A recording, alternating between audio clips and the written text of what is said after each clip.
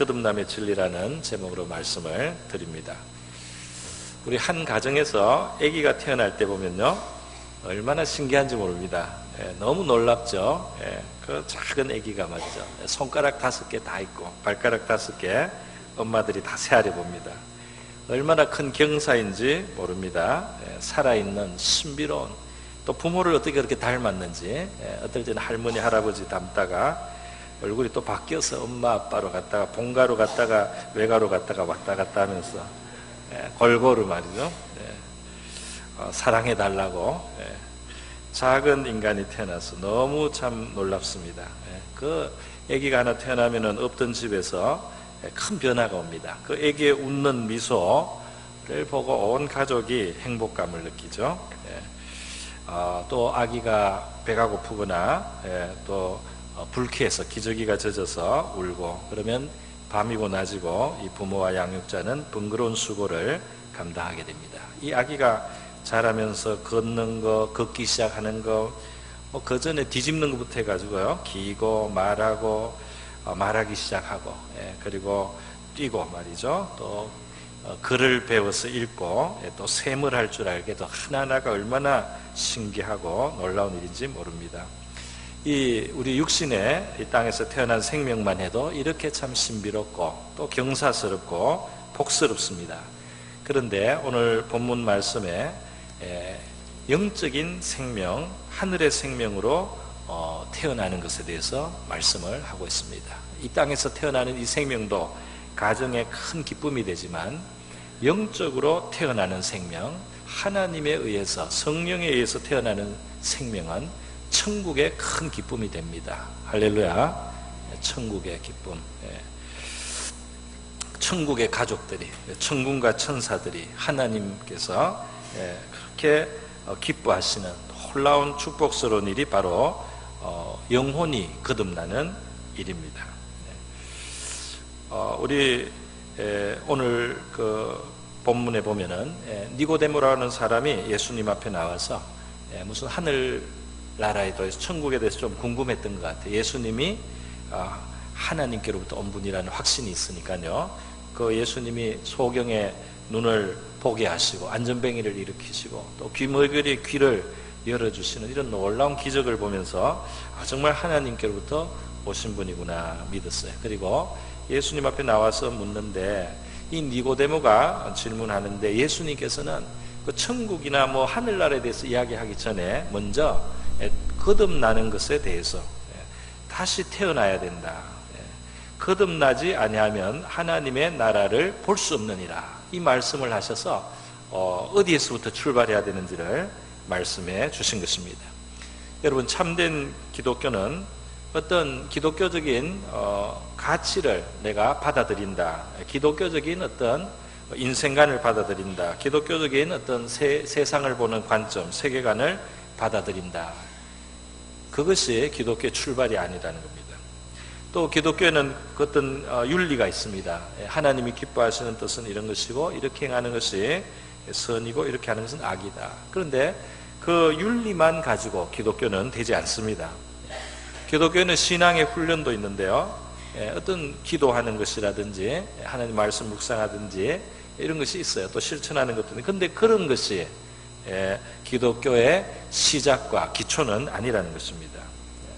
기독교는 단순히 어떤 관념을, 또는 내가 어떤 하나의 가르침을 받아들인다, 그런 정도에서 시작하는 것이 아니고요, 이것은 새로 태어나는 우리의 영혼이 하나님의 영에 의해서 새로운 생명을 부여받고 새로운 존재가 되고 새롭게 태어남으로써 우리는 진짜 기독교의 이 성경이 말하는 그러한 참 신앙에 이르게 되고, 거기에 이제 윤리도 있고 세계관도 있고 인생관도 있고 또 가르침도 있고 교훈도 있고 봉사도 있고 훈련도 있고, 이런 것은 다 그 기초 위에서만 있다는 것입니다.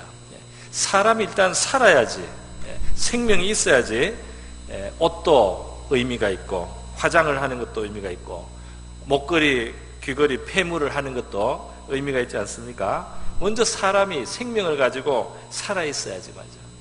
만약에 죽은 시체에다가 화장을 아무리 한들, 죽은 시체에 아무리 좋은 옷을 입힌들, 죽은 시체에 아무리 이 귀걸이를 달고 말이죠, 금반지를 끼워줘도 그것은 아니잖아요. 그래서 참 기독교는 무엇이냐? 그것은 어떤 종교적인 어떤 관념을 받아들이거나 어떤 가치관을 자기가 그냥 이제 받아들이거나 어떤 수행을 하거나 어제 기독교인의 어떤 윤리의 기준에 맞춰서 그냥 산다는 그것이 핵심이 아니라는 겁니다. 그것은 따라오는 것이라는 거죠. 그러면 핵심이 뭐냐? 바로 영적으로 거듭나는 존재가 되어야 된다는 것입니다. 오늘 예수님 앞에 나와서 질문을 하고 또 예수님께 진리를 듣고 있는 이 니고데모라는 사람을 한번 보시죠. 이 사람을 보면은 이 사람은 바리새인이라 그랬어요. 그러니까 그 당시에 신앙생활을 종교적인 열심을 많이 가진 사람. 이스라엘 전국에서 바리새인이 당시에 한 6천 명밖에 없었다 이렇게 주장하는 사람도 있습니다. 그러니까 아주 엄격하게 지키는 겁니다. 하나님을 잘 섬기려면 안식일은 이렇게 지켜야 되고 11조는 이렇게 드려야 되고 아주 엄격해요. 그래서 안식일에는 몇백 미터 이상 걷는 것은 하나님이 금하신 일이 되기 때문에 그 몇백 미터, 400m 이하로는 내가 다녀도 뭐 400m 이상으로 다니면 예를 들면 내가 그거는 일하는 거라서 계명을 범하는 것이다. 뭐 내가 한 뭐 몇 킬로까지는 들어도 괜찮지만 그 킬로를 넘으면은 내가 이거 일하는 거니까 안식일에 일하는 죄가 되니까 내가 그 무게를 달아보고 물건의 무게를 달아보고 이게 몇 킬로 되는지 안 되는지 되면은 들고 가고 오버하면은 그는 안 들고 가고 요렇게 하는 이전에 제가 그 이야기를 들었습니다. 지금도 유대인들이 이 바리새적으로 신앙생활 하는 사람들이 있어요. 그래서 엘리베이터를 탔는데 엘리베이터 버튼을 안 누르는 거예요. 엘리베이터 버튼을 안 누르요. 다른 사람이 누를 때 기다렸다가 그냥 타고요. 그리고 다른 사람한테 눌러달라 그럽니다. 그래서 몇 번 눌러줘야 돼요. 그래야지 타는 그런 이제 그 자기로서는 그게 일이라는 거예요. 그렇게 하는 이 엄격한 규칙을 막 지키려고 하는 사람, 이 니고데모. 요즘은 우리 바리새인이 외식하는 사람이다 이렇게 우리 교회에서 많이 이제 가르치고 예수님이 또 책망하셨기 때문에 알지만 이 당시에는 사람들이 그렇게 철저한 것에 대해서 굉장히 평가를 높여줬습니다. 굉장히 이 사람들은 진짜 잘 믿는 사람이고 굉장히 이 사람들은 하나님께 헌신한 사람들이다 그랬어요.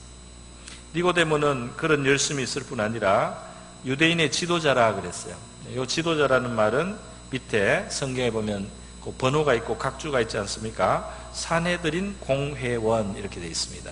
요거는 그 당시에 이스라엘의 종교와 또 입법, 사법, 행정 이런 어느 정도 로마 속국이지만 어느 정도 허용된 자치권을 행사하는 그런 의결기관입니다. 우리나라로 말하면 국회라고 할 수 있습니다.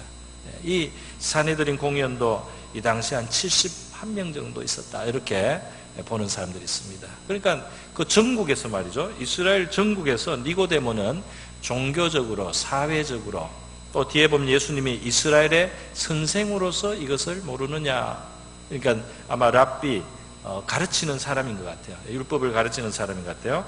그래서 이 사람은 모든 면에서 사람들이 볼 때 정말 모든 것을 갖춘 사람입니다. 이 사람이 정말 하나님 백성이 아니면 누가 하나님 백성이며 이 사람이 하나님 나라 가지 않으면 누가 하나님 나라 가겠나 싶은 바로 이 사람인데요. 이 사람이 예수님 앞에 나와서 당신은 정말 하나님께로부터 나왔다고 나는 믿고 뭔가 배우기 위해서 났습니다 하고 나왔을 때 예수님이 지적하신 것이 사람이 거듭나지 아니하면 하나님의 나라를 볼 수 없느니라. 제일 시작이 되는 제일 중요한 것을 이 니고데모에게 예수님이 말씀하셨어요. 천국에 대해서 알고 싶으냐? 하나님의 나라에 대해서 알고 싶으냐? 하나님의 나라에 확실히 가고 싶으냐? 거듭나야 된다. 이렇게 예수님이 말씀을 하시는 겁니다. 그 니고데모는 거듭난다는 말을 듣고 어떻게 사람이 육신적으로 이해를 했어요. 어머니 뱃속에 태에다 또 들어갔다가 다시 나오는 그런 일을 설마 말씀하시는 건 아니겠죠? 그런 것을 말하는 건 아니죠, 당연히. 어떻게 그럴 수 있습니까? 그럴 수 있단 말입니까? 했더니 예수님이 사람이 물과 성령으로 나지 않으면 하나님 나라에 갈 수 없느니라, 들어갈 수 없느니라. 다시 설명을 해 주셨습니다. 여러분, 이것이 무슨 말입니까? 하나님의 나라에 우리가 들어가려면, 하나님의 나라를 보는 자가 되기 위해서는 물과 성령으로 거듭나야 된다. 예수님이 니고데모에게 나중에 이스라엘의 선생으로서 이러한 것을 알지 못하느냐, 이렇게 약간 책망적으로 말씀을 하셨어요. 이스라엘의 선생은 이걸 알아야 된다는 말이죠. 어떻게 알아야 됩니까? 구약시대부터 이미 하나님께서는 이 말씀을 가르치신 겁니다. 정말 사람의 영혼이 살고 하나님 백성이 되기 위해서는 하나님의 영의 역사가 필요하다 말이죠. 하나님의 영에 의해서 생명을 얻어야 된다. 그래서 에스겔 선지자라고 있었습니다. 이 선지자가 하나님께 환상을 받았는데 그게 이제 에스겔서 37장에 기록이 되어 있어요. 전부 다 시체가 이제 백골이 되어서 뼈만 누워 있습니다. 그런데 하나님께서는 에스겔 선지자에게 보여주시는 거예요. 하나님의 생기가 불기 시작합니다. 하나님의 숨결이, 하나님의 영이 그곳에 불기 시작합니다. 그러자 이 백골들이 말이죠, 살이 생기고 가죽이 힘줄이 생기고 자리를 제대로 서로 연결이 되고 이렇게 하면서 점점 생명이 만들어지더니 드디어 살아나는 거예요. 그래가지고 이 백골들이 나중에 살아나서 하나님의 군대, 하나님의 나라가 되는 이런 모습을 하나님이 에스겔에게 보여주시고 기록하고 백성들에게 알려줬습니다. 정말 하나님의 백성이 되는 데는 하나님의 영에 의해서 새 생명을 부여받아야 된다는 거예요. 새 생명이 하나님께로부터 와야 된다 말이에요. 그냥 어떤 뭘 좀 조항을 지키는 정도로, 내가 어떤 가르침을 그냥 따르는 정도가 아니고 새 생명이 하나님께로부터 그 영으로 말미암아 주어져야 됩니다. 그래서 에스겔서 36장에 보면 이런 말씀이 있어요. 24절에서 28절에 내가 너희를 여러 나라 가운데서 인도하여 내고 여러 민족 가운데서 모아 데리고 고국 땅에 들어가서 맑은 물로 너희에게 뿌려서 너희로 정결하게 하되 곧 너희 모든 더러운 것에서와 모든 우상 숭배에서 너희를 정결하게 할 것이며, 여기 어떤 씻기는 역사, 정결하게 하는 역사에 대해서 말합니다. 또 새 영을 너희 속에 두고 새 마음을 너희에게 주되, 이게 영, 이제 하나님의 영을, 성령을 말합니다. 새 영을 너희에게 주고 새 마음을 너희에게 주어서 너희 육신에서 굳은 마음, 강팍한 마음이죠. 굳은 마음을 제거하고 부드러운 마음을 줄 것이며, 또 내 영을 너희 속에 두어 너희로 내 율례를 행하게 하리니, 너희 안에 내 영이 들어가서 너희가 내 그 말씀을 기뻐하고 그것을 또 따를 수 있는 힘을 주겠다는 말입니다. 내 율례를 행하게 하리니 너희가 내 규례를 지켜 행할지라. 여러분, 이것이 이 에스겔 선지자를 통해서 하나님이 벌써 수백 년 전에 이 하나님이 어떻게 자기 백성을 만든다 하는 것을 보여준 것입니다. 그 하나님의 영이 오셔야 되는 겁니다. 새로운 생명을 받아야 되는 것입니다. 그것을 예수님은 지금 거듭나는 것이라 이렇게 표현을 하셨어요. 자, 그런데 오늘 예수님께서 말씀을 할 때 물과 성령으로 나지 않으면 하나님 나라에 들어갈 수 없느니라 5절에 말씀을 했죠. 진실로 진실로 내게 이르노니 사람이 물과 성령으로 나지 아니하면 하나님 나라에 들어갈 수 없느니라. 물과 성령으로 난다는 이 말씀은 무엇입니까? 여기 보면 물이 왜 앞에 나오고 또 성령이 나오는가? 6절에 보면은요, 육으로 난 것은 육이요 영으로 난 것은 영이니, 엄마 뱃속에서 육신을 입고 나온 그 육은 그냥 육의 상태지만 하나님의 영에 의해서도 우리가 태어나야 된다. 그 영으로 난 것은 영이다. 영으로 난다고 말을 했죠. 여기는 물은 말을 안 했어요. 또 8절에도 보면 맨 끝에 성령으로 난 사람도 다 그러하니라 그랬죠. 그러니까 이 5절에서는 물과 성령이라고 말했지만 그 다음 6절과 8절에 보면 성령만 말했어요. 그러니까 5절의 물도 사실은 설명적으로 붙인 말이지 뭐 별다른 다른 것이 아니다. 성령이 가지고 있는 속성이 물과 같은 그 속성을 가지고 있기 때문에 물과 성령이라고 표현했다. 이렇게 우리가 보는 것이 좋습니다. 이제 이후로 실제로 예수님께서 요한복음에서 그 성령을 물에 비유하시는 것을 우리가 볼 수가 있어요. 요한복음 4장에 보면 예수님께서 사마리아 지역을 가는데 수가성이라는 동네에 있어요. 거기에서 한 여자를 우물가에서 만났습니다. 이 여자는 인생이 목마른 여자예요. 그래서 그 해결로 남편을 자꾸 바꿨어요. 근데 남편을 자꾸 바꾸다 한 번 바꿔 길동이가 아니고 개똥이면 될 것 같아서 바꿨는데 안 돼요. 개똥이가 아니고 또 막똥이면 될 것 같아서 바꿔도 안 돼요. 그래서 5명이나 바꿨어요. 지금도 또 바꿔도 안 돼요. 그 사람들한테 부끄러워서 이제는 샘물에 나와서 물 푸는데 다른 안악들이 없을 때 낮에 한낮에 나옵니다. 이 여자에게도 예수님께서 구원을 주십니다. 할렐루야. 그래서 이 여자에게 말씀을 하신 그 물 한 잔 달라는 말로부터 시작해서 예수님이 대화를 끌어서요, 생명의 물, 영원히 목마르지 않는 참 생명의 물, 우리의 영혼을 만족시키는, 우리의 영혼을 정말 흡족하게 하는 생명의 물은 하나님이 주시고, 지금 이 여자와 말하고 있는 바로 메시아이신 그리스도이신 예수가 바로 그 생명을 주는, 그 물을 주는 자다, 이것을 말씀하시게 되는 거예요. 그때 예수님이 이렇게 말씀합니다. 요한복음 4장 14절에 내가 주는 물을 마시는 자는 영원히 목마르지 아니하리니 내가 주는 물은 그 속에서 영생하도록 솟아나는 샘물이 되리라. 영생을 주는 생명의 물이 있다는 겁니다. 예수님께서 요한복음 7장으로 가시면 성전에 명절에 가셨어요. 그 명절 끝날에 큰 소리로 외치셨다고 돼 있어요. 뭐라고 하셨냐면 사람들을 초대합니다. 누구든지 목마르거든 내게로 와서 마셔라. 예수께로 와라. 내게로 와서 마셔라. 나를 믿는 자는 성경의 이름과 같이 그 배에서 생수의 강이 흘러나오리라. 내게로 와서 나를 믿어라. 그러면 너희의 배에서 생수의 강이 흘러나올 것이다. 너희의 목마름이 적셔질 것이다. 해갈될 것이다. 너희 인생의 목마름을 해갈하는 그 해갈은 메시아이신 그리스도이신 나 예수께 나와서 나를 믿음으로 너희들이 얻을 수 있다고 크게 외치셨어요. 그래서 요한복음에 설명이 되어 있습니다. 생수의 강이 흘러나오리라 하시니 이는 그를 믿는 자들이 받을 성령을 가리켜 말씀하신 것이라. 바로 이 성령을 물에 비유하신 거예요. 그리고 갈로가 되어 있고 설명이 덧붙여 있죠. 예수께서 아직 영광을 받지 않으셨으므로 성령이 아직 그들에게 계시지 아니하시더라. 이 말은 뭐냐면 예수님이 십자가에 달려서 우리의 메시아로서 피 흘려 죽으셨습니다. 그죠? 그리고 죄값을 치르셨는데 그 다음 우리의 죄값을 치르셨는데 그 다음 3일 만에 부활하셨어요. 부활하셔서 우리의 구세주가 죄를 하나님 앞에 청산하셨다는 것을 입증을 하시고, 그리고 승천하십니다. 나중에 승천하셔서 하늘 보좌 우편으로 올리시는데 이 영광을 이제 받으시는 거예요.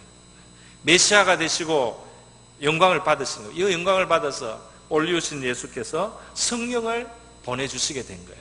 할렐루야. 그래서 사도행전 1장에 나오는 그 오순절 때부터 이 땅에 성령이 막대하게 성령이 부어지기 시작했어요. 그전에도 성령의 역사가 없었던 건 아니지만 그때는 아주 좀 적었어요.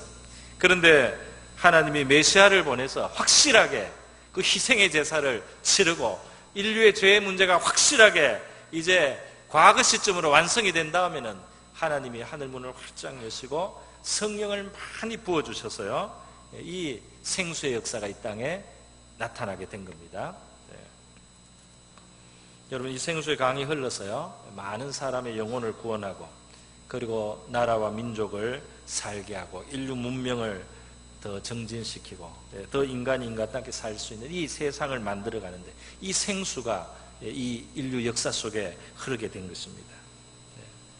여러분, 이 그 성령을 물, 생수라고 하는 것은 우리 영혼에 생명을 준단 말이죠. 물이 있어야지 생명이 있지 않습니까? 생명을 준다는 뜻도 있는데 또 다른 뜻도 있어요. 그것은 뭐냐면 물의 속성이 씻기는 겁니다. 깨끗하게. 그래서 이 성령이 오시면 성령이 우리를 거듭나게 하시고 성령이 오시면 우리의 영혼에 씻음이 있게 되는 거예요. 예수께서 십자가에 달려서 피 흘리셨습니다. 피가 우리의 죄를 덮고 씻는 줄 압니다. 그런데 그 피 흘리신 예수님의 죄를 씻기는 그 능력이 말이죠, 성령이 우리에게 찾아오셔서 우리의 심령을 물과 같이 씻기시는 거예요. 할렐루야. 그때 그 피의 능력이 우리의 마음속에서도 사실이 되는 겁니다. 그 피에 씻기는 능력이 우리의 마음을 진짜로 직접 깨끗하게 하는, 씻기시는 성령의 역사가 일어난단 말이에요. 그래서 디도서 3장 5절에 보면 이렇게 표현되어 있어요. 여기서는 거듭난다는 말을 한문 표현으로 중생이라고 했습니다. 거듭 중자에다가 날생자, 같은 말이죠. 중생, 거듭난다, 이렇게 되어 있습니다. 우리를 구원하시되 우리가 행한 바 의로운 행위로 말미암지 아니하고 오직 그의 긍휼하심을 따라 중생의 씻음과 성령의 새롭게 하심으로 하셨나니, 이렇게 되어 있어요. 그러니까 이게 같은 말씀이죠. 성령이 오셔서 우리를 씻기는, 우리의 영혼을 씻기는 역사, 그거를 하면서 우리를 거듭나게 하신다는 겁니다.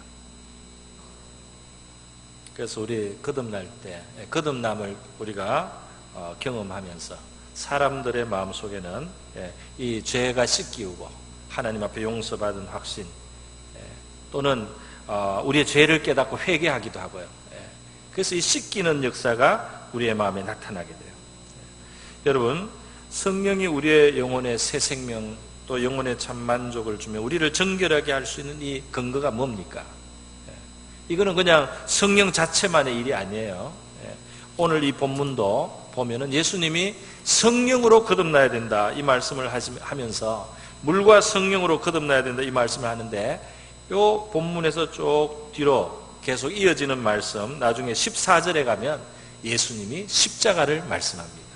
십자가를 어떻게 말씀하느냐, 이렇게 표현했어요. 3장 14절에 모세가 광야에서 뱀을 든 것 같이 인자도 들려야 하리니, 그랬어요.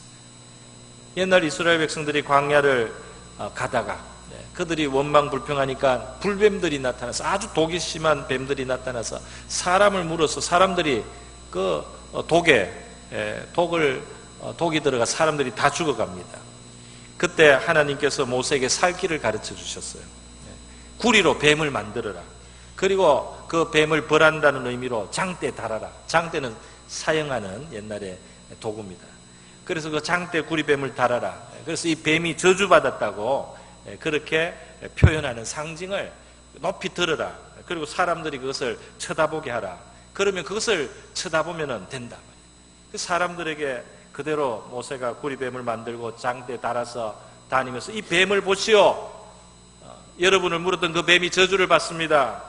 하나님이 심판하십니다. 이렇게 했을 때 말이에요. 사람들이 그 뱀을 보니까, 구리뱀을 보니까 독이 해독이 됐어요. 할렐루야. 살아났습니다. 신기한 일이에요. 그런데 예수님은 이 사건을 과거에 이스라엘에 예수님 당시보다 이게 1500년 전의 일입니다. 그 1500년 전의 일을 이야기하시면서요, 말씀해, 나 인자도 그 뱀처럼 들려야 하리라. 이 말이 뭡니까? 나무 십자가 위에 저주받은 존재로 하나님의 아들이, 죄 없으시고 거룩하시고 의로우신 하나님 아들이 인류의 그 죄의 독을 씻기기 위해서 대신 저주를 받아서 십자가 나무에 달려서 내가 저주를 받고 내가 죄의 형벌을 다 받으면 그 나를 너희들이 믿음으로 바라보고 나를 보내신 그 하나님 아버지 하나님이 나를 보내신 내가 구원자라는 것을 너희가 믿고 바라보면 너희의 죄의 독에서부터 노임을 받게 된다. 너희가 그 죄의 용서를 받고 저주에서 벗어나게 된다. 너희가 멸망을 벗어나게 된다. 이것을 말씀하신 거예요. 그러면서 인자도 들려야 하리니 이는 그를 믿는 자마다 영생을 얻게 하려 하심이라. 이 영생입니다. 영생.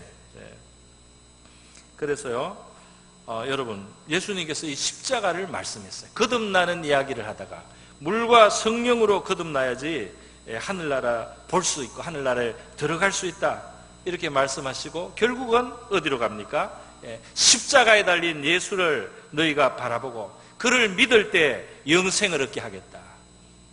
그 십자가에 달리신 예수의 공로가 성령으로 말미암아 우리 영혼 속에 이루어집니다. 할렐루야. 우리 영혼 속에 열매를 맺는 겁니다. 그래서 이 거듭나야 되는 거죠. 꼭 거듭나야 되는 거죠. 자, 그러면 어떻게 어떤 상황에서 우리는 성령으로 거듭나게 됩니까? 언제 일어납니까? 이런 일은. 그런데 오늘 본문에 예수님께서 말씀했어요. 뭐라고 했느냐면 성령으로 거듭난다고 하는 일은 굉장히 신비로운 일이다. 신비로워요. 8절에 보니까 바람의 비유를 하셨어요. 바람이 임의로 불매 내가 그 소리를 들어도 어디서 와서 어디로 가는지 알지 못하나니 성령으로 난 사람도 다 그렇다. 성령으로 난 사람도 언제 어떻게 거듭나게 되는지 말이죠. 이걸 다 알 수가 없어요. 이 바람을 사진으로 찍을 수가 없습니다. 바람 자체를. 이 바람을 그림으로 그릴 수도 없어요. 바람에 의해서 일어나는 일에 대해서는 조금 묘사를 할 수 있는데 바람 자체는 눈에 보이지 않는단 말이죠. 신비로워요. 그 바람의 길을 다 알 수가 없습니다. 지금도 기상청에서 이 바람에 대해서는요, 몇 초 뒤에 바람이 어떻게 바뀔지 아직도 모른대요. 물론 큰 그림은 압니다. 크게 태풍의 경로 같은 건 아는데 우리가 있는 바로 이곳에 바람이 몇 초 후에 어떤 방향으로 어떻게 될지 그걸 예측을 다 못한다는 거예요. 이 바람은 정말 바람입니다. 잡을 수가 없어요. 성령이 사람을 거듭나게 하는 역사도 그렇단 말이죠. 굉장히 신비로워서 딱 요거다, 요렇게 된다, 저렇게 된다, 요렇게 규정을 하면은 무리하게 됩니다. 그런데 그것을 우리가 받아들이면서요, 성경을 통해서 보면 몇 가지 그 형태가 어느 정도 또 있어요. 그게 다가 아니지만 그것을 제가 지금 말씀드려 보겠습니다. 먼저 성령이 역사하시고 거듭나는 이런 역사는 언제 일어나느냐 하면 하나님의 말씀이 들려지는 곳에 역사하십니다. 할렐루야. 하나님의 말씀이 전달되는 곳에, 그 말씀이 들려지고 받아지는 곳에 이 성령의 역사가 일어나고 거듭나는 역사도 있는 거예요. 사도행전 10장에 보니까 어느 날 하나님이 베드로를 욥바라고 하는 곳에 보내. 거기에는 경건한 사람이 있습니다. 고넬료라고 하는 로마 백부장이 있는데 늘 기도해요. 아직 예수님을 몰라요. 그러나 창조주 하나님 앞에 겸손하게 살고 자기 양심을 따라 살고 선을 베풀며 살고 믿음으로 하나님을 믿고 있습니다. 그 고넬료가 기도할 때 하나님이 천사를 보내서요, 내가 보내는 사람, 네가 어디로 가서 베드로라고 하는 어떤 사람을 데려와서 그 사람을 통해서 하나님의 말씀을 들으라고 계시를 해주셨어요. 고넬료가 사람을 보내서요, 욥바에 있는 베드로를 불러왔습니다. 자기 집에 이제 불러왔는데 베드로는 또 기도하다가 그 지시를 받았어요. 성령의 지시를 받고 그 사람들 따라갔어요. 따라갔더니 고넬료가 자기 집에 친구들하고 가족들하고 일족들 다 모아놨어요. 그래서 베드로를 영접하면서 하나님이 하시는 말씀 우리는 들으려고 합니다. 당신에게 무슨 말씀이든지 하십시오 하니까 베드로가 할 수 있는 이야기는 예수님에 대한 이야기예요. 자기들이 만난 그 예수님, 하나님의 아들이 어떤 분이셨고 어떤 일을 하셨고 어떻게 죽으셨고 어떻게 부활하셨고 어떻게 성천하고 어떻게 성령을 보내주셨는지 이런 예수님에 대한 이야기를 쭉 했어요. 그런데 성경에 보면 바로 이때 성령이 그들 위에 임하셨다는 겁니다. 할렐루야. 그때 그 말씀을 듣고 있을 때 성령이 그들에게 임했어요. 하나님이 이때 처음으로 성령을 이렇게 막 부어주실 때이기 때문에 좀 표를 많이 내주셨습니다. 표를 많이 내주셔서 성령이 임하시면 사람들이 예언을 하고 그 어떤 감동을 받아서 예언도 나오고 막 방언도 나오고 이런 식으로 좀 표가 나게 그런 현상들이 일어났어요. 베드로전서 1장 23절에도 말씀이 있습니다. 이렇게 되어 있어요. 너희가 거듭난 것은 썩어질 씨로 된 것이 아니요 썩지 아니할 씨로 된 것이니 살아있고 항상 있는 하나님의 말씀으로 되었느니라. 너희들이 거듭날 때 하나님의 말씀의 작용으로 너희들이 거듭난다. 그러니까 여러분, 이 말씀을 듣는 자리를 우리가 귀하게 여겨야 되겠죠. 여기에 거듭나는 생명의 역사가 일어나고 거듭난 생명이 길러지는 역사도 일어납니다. 그래서 하나님 말씀이 내 말씀으로 들리기 시작할 때, 저 목사님 어떻게 내 사정을 알고 저러나? 물론 모릅니다. 모르지만 말씀을 주셔요. 그리고 그렇게 들리게 하셔요. 그래서 나에게 하나님이 말씀하시는 것처럼 바로 걸리는 그때 하나님이 여러분의 영혼에 생명을 주십니다. 할렐루야. 그래서 말이죠, 이 거듭나는 역사는 말씀이 있는 곳에, 그래서 말씀이 있는 곳에 사람들이 모이고 또 우리가 초대하고, 그렇죠. 성경을 읽을 때도 또 말씀이 달게 받아집니다. 말씀에서 말씀이 내한테 하시는 말씀처럼 들리고 내 마음을 사로잡습니다. 이 생명의 역사예요. 여러분, 이렇게 말씀이 우리를 거듭나게 하는 역할을 하고요. 또 어떤 경우를 보면 또 다른 형태가 있어요. 그건 뭐냐면 모여서 기도할 때 성령이 임합니다. 할렐루야. 사람들이 기도하는 곳에 성령이 임하시는 거예요. 그래서 사도행전 1장 14절에 보면 예수님이 부활하시고 성천하시면서 예루살렘을 떠나지 말고 여기에서 내가 약속한 성령을 기다리라. 그러니까 제자들이 열심히 기도를 했어요. 예수님이 40일 동안 제자들 부활하시고 나타나셨거든요. 그리고 올리고 그 다음에 10일이 더 있었습니다. 10일 동안 예수님 없이 이들이 기도를 하고 있을 때, 그때 오순절 50일째 되는 날 이 성령이 임하셨어요. 그 성령이 임하신 내용을 사도행전 2장에 그렇게 묘사를 하고 있습니다. 그때 성령이 임하시니까 막 이때도 표를 나게 해주셨어요. 이때는 이제 성령이 이 땅에 막 부어지기 시작하는, 본격적으로 성령의 역사는 초기 단계에서 하나님이 굉장히 편하게 하셨어요. 사람들이 막 방언을 말하는데 각국 방언이 막 나왔어요. 실제로 그 나라 쪽에서 온 사람들이 듣고 알아듣습니다. 아, 하나님에 대해서 말하는구나. 아, 예수 무슨 구세주에 대해서 이야기하구나. 우리를 위해서 누가 죽었다고 말씀하는구나. 죽었는데 부활했다고 말하는구나. 뭐 그런 외국어로 방언이 막 나왔습니다. 그 성령이 임하신 결과였어요. 근데 그것은 바로 이들이 모여서 기도할 때였다는 겁니다. 기도할 때 일어났다. 사도행전에 보면 제자들이 핍박을 받아서 하나님 앞에 엎드려서 간절히 기도할 때도 또 성령이 또 강하게 그들에게 충만하게 임하시는 모습을 보여요. 그 성령은 기도할 때 임하시고 역사한다. 예수님은 십자가에 지시기 전에 제자들 가르칠 때 이 성령을 이미 가르치셨습니다. 누가복음 11장에 보면 이렇게 가르치셨죠. 너희에게 이르노니 구하라, 그러면 너희에게 주실 것이요, 찾으라, 그러면 찾을 것이요, 문을 두드리라, 그러면 너희에게 열릴 것이니 구하는 이마다 찾을 것이요, 찾는 이는 찾아낼 것이요, 두드리는 이에게는 열릴 것이니라. 너희 중에 아비 된 자로서 누가 아들이 생선을 달라 하는데 생선 대신에 뱀을 주며 알을 달라 하는데 정갈을 주겠느냐? 너희가 악한 자라도 악할지라도 좋은 것을 자식에게 줄 알거든 하물며 너희 하늘 아버지께서 구하는 자에게 성령을 주시지 않겠느냐 하시니라. 그래서 이게 우리가 구해야 될 제일 좋은 것이 성령이라는 거예요. 하나님, 예수님께서 성령을 구하면 너에게 제일 유익하니까 생명을 주고 생명을 풍성하게 하는 이 성령을 구하라고 예수님이 기도하라고 말씀하신 겁니다. 그래서 우리는 성령을 구해야 됩니다. 할렐루야. 거듭나기 위해서도 구하지만 거듭나고 난 사람도 말이죠, 하나님의 성령을 더 충만하게 나에게 충만하게 채워달라고 얼마든지 기도할 수 있어요.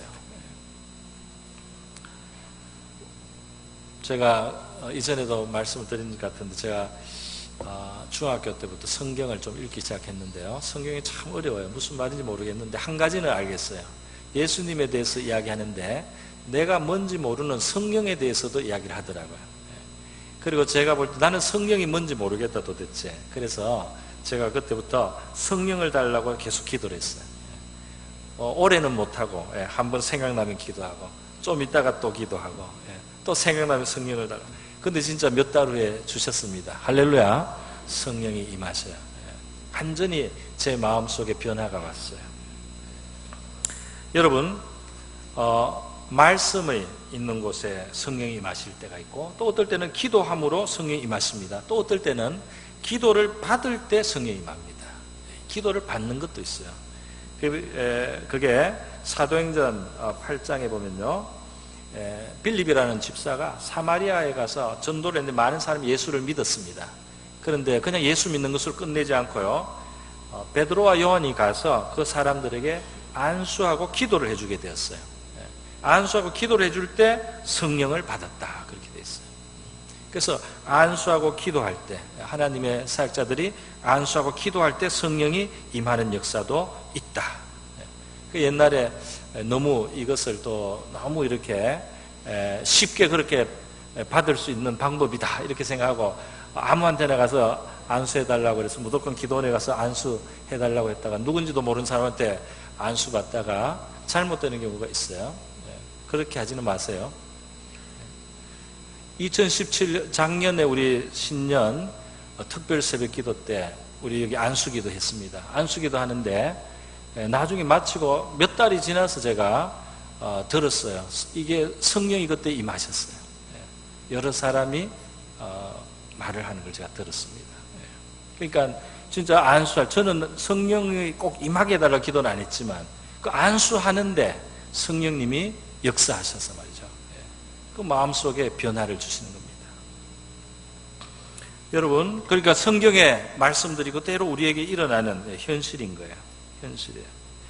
자, 그런데요, 이 성령이 어떻게 주어지느냐 하나 더 또 보겠습니다. 성령은 예수를 믿을 때 주어진다, 이렇게 표현되어 있어요. 예수를 믿을 때. 그래서 요한복음 3장 15절에 보면 그를 믿는 자마다 영생을 얻게 하려 하심이라. 믿으면 영생을 받는데, 영생 받으려면 거듭나는 거니까요. 그 믿는 속에 성령의 역사가 일어나는 경우가 있습니다. 또 요한복음 7장 39절에 보면 이는 그를 믿는 자들이 받을 성령을 가리켜 말씀. 믿는 자들이 성령을 받는다. 예수를 믿으면 성령을 받는데요, 이렇게 제가 지금 말씀을 드리지만 예수님이 말씀하신 대로 바람이 임의로 불듯이, 바람이 언제 어떻게 부는지 모르듯이 그렇게 성령은 역사하셔요. 그래서 제가 영국에서 들은 간증 중에는 안 믿던 사람이 길 가다가 성령을 받았어요. 그냥 길 가다가 하나님에 대해서 자기 믿음이 생겼어요. 신앙 고백이 나왔어요. 회개가 됐어요. 그런 성령의 역사까지도 있어요. 성령은 자유롭게 역사하십니다. 여러분, 그래서요, 거듭나는 역사가 있는데, 이제 성령 받은 증거는 무엇이겠습니까? 성령 받은 증거가 여러 가지로 우리가 말을 할 수 있는데, 대표적인 한 가지만 말씀을 좀 드리겠습니다. 성령은 예수의 영, 하나님의 아들의 영, 우리 안에 오시면은 하나님을 아버지로 부를 수 있습니다. 할렐루야. 하나님을 진심으로 아버지라고, 아빠 아버지, 아바 아버지라고 하나님을 부를 수 있는 그 심령, 그 심령이 되는 거, 이게 성령이 오셔서 우리 안에 아들의 영으로 계시기 때문이다. 로마서 8장 15절에 그렇게 말씀해, 너희는 다시 무수하는 종의 영을 받지 않고 양자의 영을 받았으므로 우리가 아빠 아버지라고 부르짖느니라. 또 갈라디아서 4장 6절에도 너희가 아들이므로 하나님이 그 아들의 영을 우리 마음 가운데 보내사 아빠 아버지라 부르게 하셨느니라. 영이 오셔서요 되었다는 겁니다. 여러분, 니고데모는 오늘 요한복음 3장에서 예수님께 나와서 거듭남에 대한 이야기를 처음 듣고 도대체 이게 뭔지 몰라요. 엄마 뱃속에 들어갔다 나야 됩니까? 이런 참 유치한 말까지 했어요. 예수님이 이스라엘의 선생이 이것을 모르느냐, 이런 말씀도 들었습니다. 그런데 이 요한복음을 쭉 보고 또 성경을 쭉 보면 언제 어떻게는 모르지만 이 니고데모가 참 예수님의 제자가 되고 구원받은 영생을 가진 사람이 되었을 것을 우리가 알 수가 있습니다. 할렐루야. 그거 나중에는 그 공에서 많은 사람들이 예수님을 반대하는데, 예수님을 해치려고 하는데 예수님 편에 서서 변호하는 말을 그가 합니다. 자기들끼리 회의할 때요. 또 예수님이 십자가에 달려 죽었을 때 이 니고데모가 와서 모략과 침향을 100건이나 가지고 와서 예수님의 시신을 수습하고 장례를 맡아요. 실패가 아니고 이게 정말 이거는 메시아를 사칭했다고 이렇게 사람들이 정죄한 그 예수를 말이죠. 그 시체를 수습함으로써 자기가 그 제자라는 것을 온 세상에 공포를 하는 굉장히 담대한 믿음입니다. 나는 이 예수를 믿고 인정한다는 거예요. 이것을 말, 이 밤에 와서 몰래 다른 사람의 이목을 두려해서 몰래 예수께 왔던 이 사람이 나중에는 온 세상에 십자가에 달려 죽은 이 예수를 나는 인정합니다. 다른 제자들 도망갔는데 그렇게 장례식을 자기가 치르는 거예요. 뭔가 바뀌지 않았습니까? 무엇보다도 이 사람의 이름이 니고데모의 이 사건이 요한복음에 이렇게 기록된 것을 보면 이 사람이 거듭나고 구원받은 영생을 얻은 주님의 제자가 된 것을 우리가 알 수 있습니다. 언제 어떻게는 몰라요.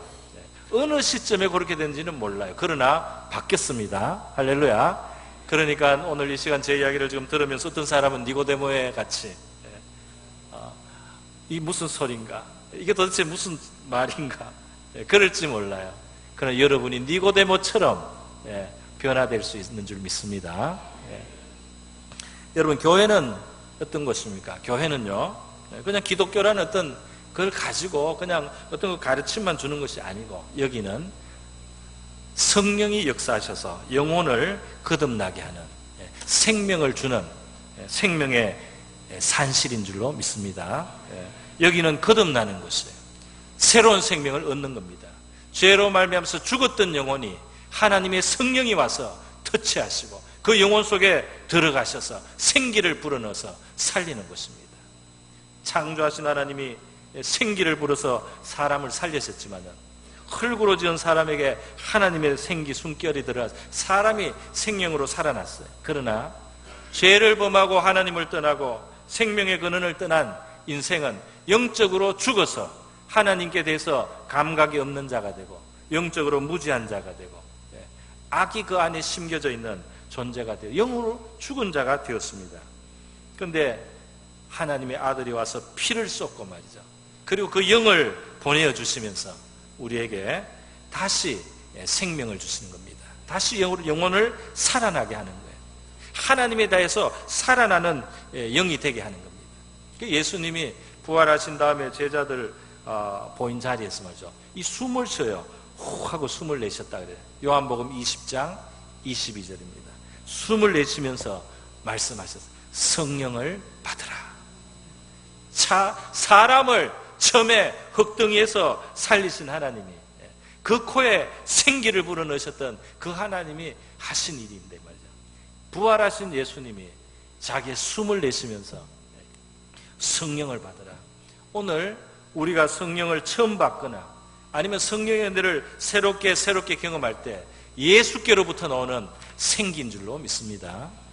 우리를 살리는 구세주에 주시는 그 생명의 영이에요. 그 생명이 우리에게 들어와서 우리를 살게 하는 겁니다. 교회는 거듭나는 곳이요, 그리고 그 거듭난 생명이 자라고 성장하고 하나님을 섬기고 하나님의 일을 하는 사람이 되는 것입니다. 할렐루야. 오늘 우리 하나님 앞에 나오신 여러분이 거듭난 자라면 하나님 앞에 감사해야 될 거예요. 여러분이 거듭남에 대해서 잘 모르는 사람은 오늘 이 니고데모처럼 그것을 알고 싶어하는 마음을 가지고 계속 예수님 앞에 나오시고 예수를 믿어서 영생에 이르시고 거듭난 생명으로 사시기를 축원드립니다. 우리 다 같이 기도하겠습니다. 우리 기도할 때 우리에게 참 믿음을 주시고 우리에게 거듭남의 풍성한 역사를, 어떤 사람은 내 자신을 위해서, 어떤 사람은 주변 사람을 위해서, 자녀들을 위해서 거듭남의 역사를 풍성하게 아버지 부어주시고 베풀어 주시옵소서. 그 생명이 왕성히 자라게 하여 주시옵소서. 다 같이 기도하겠습니다. 기도합니다. 하나님 아버지, 오늘 우리 거듭남에 대한 우리 주님의 가르침 말씀을 증거하였습니다. 오 하나님 아버지, 생명의 신비는 우리에게 너무나 높고 또 깊어서 우리가 다 청량할 수가 없고 우리가 다 판단할 수가 없습니다. 바람이 임의로 부는 것처럼 그 소리는 들리지만 어디로 와서 어디로 가는지 모르지만 하나님께서는 그 아들의 희생 위에 그 십자가에 피를 쏟으신 그 값으로 주님 이 땅에 그 생기가 오시고 그 성령이 임하셔서 우리의 영혼 속에 찾아오시고 우리를 살리시고 예수를 믿는 자가 되게 하시고 예수를 믿을 때 이 성령이 우리에게 부어져서 하나님, 우리는 다 설명하지 못하지만 주의 말씀이 나의 귀에 들릴 때, 나의 심령에 우리 하나님의 말씀이 들릴 때 주의 성령이 내 영혼에 역사하시는 줄 믿습니다. 주여, 우리가 기도하고 구할 때 성령이 임하시고 성령이 우리에게 충만히 오심을 믿습니다. 주여, 우리가 예수를 믿고 시인할 때 이 성령이 오셔서 우리에게 새 생명을 주시고 우리를 깨끗게 하시고 우리의 영혼의 목마름을 해결하시는 참 생명, 영생하도록 새산하는 생수가 되시는 줄 믿습니다. 하나님 아버지, 이 생명이 우리 안에 왕성하게 하여 주시옵소서. 우리 교회와 주님, 우리 교회를 통해서 주님이 거듭나는 우리 하나님의 역사가 주님 많이 일어나게 하여 주시옵소서. 거듭난 생명이 하나님 아버지 계속적으로 하나님의 은혜가 부어져서 잘 자라게 하시고 왕성하게 하시고 이 생명이 풍성하게 하시기를 원하옵나이다. 우리가 다 알지 못하지만 하나님, 우리의 생각을 뛰어넘어서 역사하시는 우리 주님의 역사로 주여 거듭나게 하소서. 이 성전을 아버지 출입하는 모든 이들의 마음속에 주님이 저 성령으로 거듭나는 은혜를 베푸시고 주여 그 영에 임하여 주옵소서. 그 피로, 예수의 피로 믿게 하시고 주여 그 피 위에 또 기름으로 성령의 거룩하게 하는 기름이 역사해 주시고 그 피의 능력이 우리 안에 우리의 심령을 씻기도록 성령님 우리에게 거듭나는 역사로 역사하여 주시옵소서. 할렐루야. 감사합니다.